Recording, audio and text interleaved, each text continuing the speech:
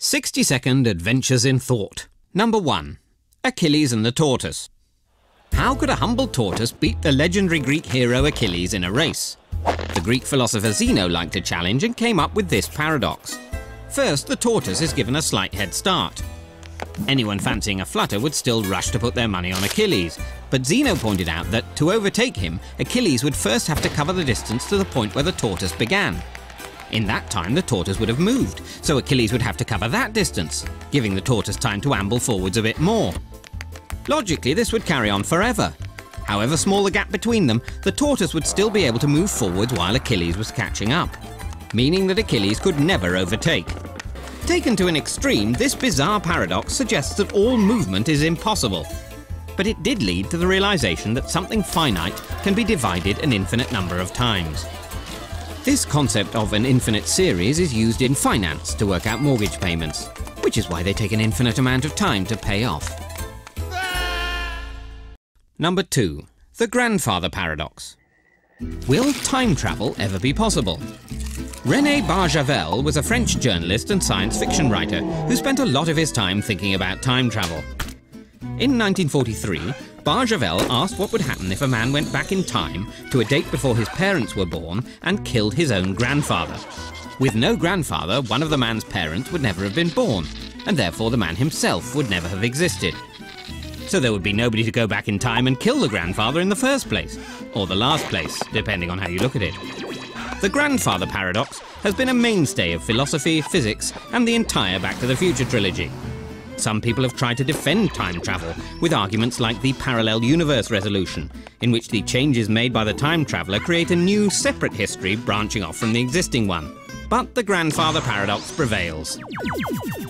Although the paradox only suggests that travelling backwards in time is impossible, it doesn't say anything about going the other way. Number 3. The Chinese room. Can a machine ever be truly called intelligent? American philosopher and Rhodes Scholar John Searle certainly can. In 1980, he proposed the Chinese room thought experiment in order to challenge the concept of strong artificial intelligence, and not because of some 80s design fad.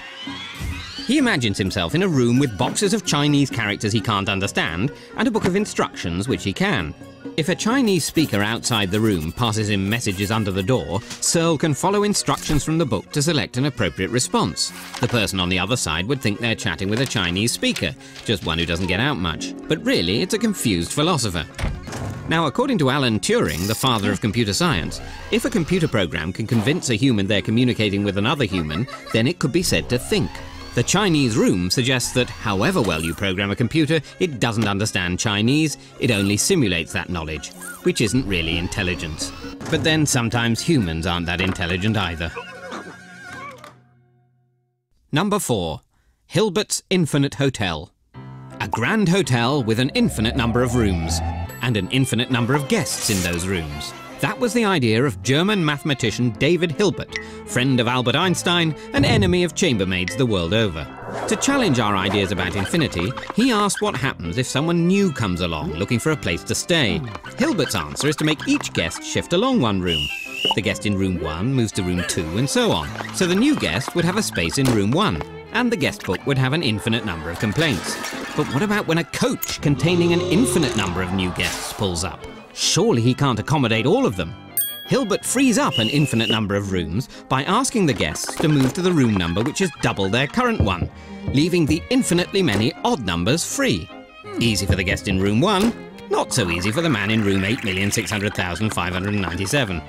Hilbert's paradox has fascinated mathematicians, physicists and philosophers, even theologians. And they all agree you should get down early for breakfast. Number 5. The twin paradox. Albert Einstein didn't have a twin brother, but he had some funny ideas of what you could do with one. He imagined 2 identical twins. Let's call them Al and Bert. Now, Al is a couch potato, but Bert likes to travel. So he hops into a spaceship and zooms off at close to the speed of light. That's when Einstein's special theory of relativity kicks in. It says that the faster you travel through space, the slower you move through time. So from Al's point of view, Bert's time would be moving slower than his own. To put it another way, time might fly when you're having fun, but when clocks fly, they run more slowly in relativity. After a while, Bert decides to head back, still at close to the speed of light, and returns to his brother with his holiday snaps. But when Bert arrives home, Al will now be older than his twin, which makes their double dates a lot more awkward.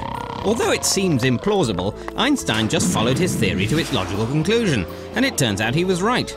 This concept of time dilation provides the basis for our global positioning system, which is how your sat-nav knows you need to turn left in 200 yards. Number 6. Schrödinger's cat. Erwin Schrödinger was a physicist, a theoretical biologist, and probably more of a dog person. In the 1920s, scientists discovered quantum mechanics, which said that some particles are so tiny you can't even measure them without changing them. But the theory only worked if, before you measure them, the particle is in a superposition of every possible state all at the same time. To tackle that, Schrödinger imagined a cat in a box, with a radioactive particle and a Geiger counter attached to a vial of poison. If the particle decays, it triggers the Geiger counter, releases the poison, and bye-bye tiddles.